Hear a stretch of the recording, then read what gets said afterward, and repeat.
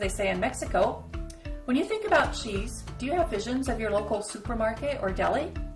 Most of those cheeses are firm, ripened cheeses, such as this piece of Swiss cheese. Other examples would be cheddar, Monterey Jack, mozzarella. In this activity, you'll make Queso Fresco, a fresh, unripened cheese that is popular in Mexico. Queso means cheese and fresco is fresh. This activity focuses on a protein in milk called casein and explores what happens to it when it's heated with other ingredients. The process begins by heating pasteurized milk along with buttermilk, vinegar, and rennet, which is an enzyme. Enzymes help chemical reactions take place.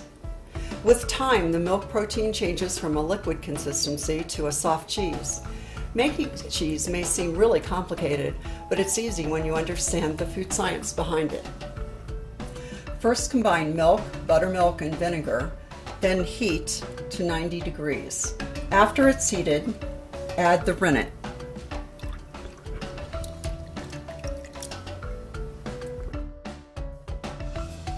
Stir, and then let it set in a cool place, or at least take it off of the stove burner.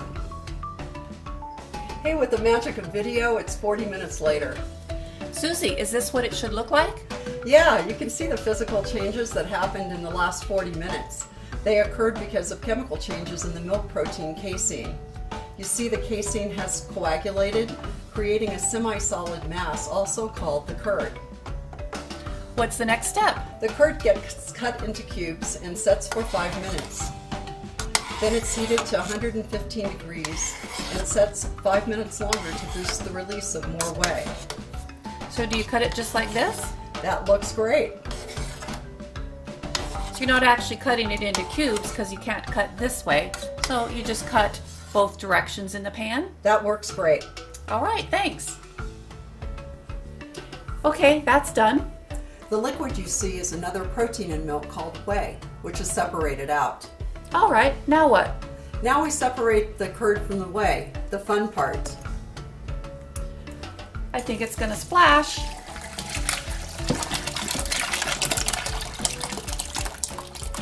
There it goes. Lots of curd. The curd is left to drain for about 5 minutes, and we're gonna have soft cheese, Queso Fresco. All right, that sounds great. After draining, gather up the edges of the cheesecloth and squeeze the curd gently to get rid of more whey. Kind of work the moisture out of it, squeezing downward. Have to be gentle. Try not to let it come out of the top like that just did. Then place it back in the colander.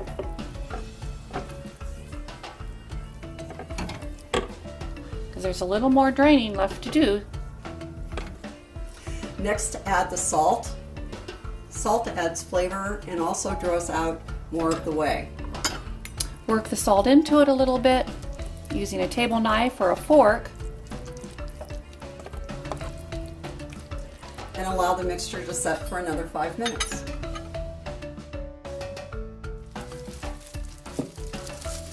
After setting for 5 minutes, we give it a final squeezing to get out the last of the whey.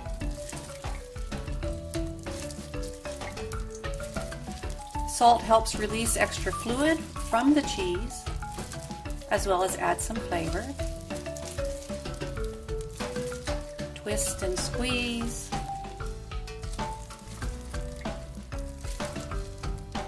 When you begin to see the cheese come out of the cheesecloth, you can stop squeezing.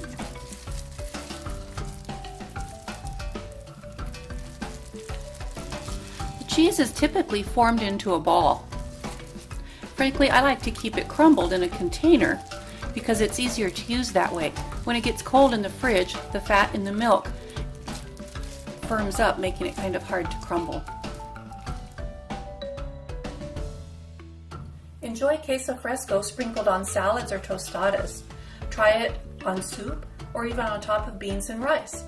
My favorite way is to melt some in a tortilla to make a fresh quesadilla. For this activity, have some fresh flour tortillas on hand. It's a great way to enjoy the cheese. Just put Queso Fresco crumbles on half of the tortilla, then fold the tortilla over to cover the cheese and put it in the microwave for maybe about 10 seconds until it is warm and melted. Flour tortillas complement the flavor of the cheese, whereas the flavor of corn tortillas is rather strong and competes for attention, and you can't quite taste the cheese as well. So for this instance, flour tortillas are your best bet.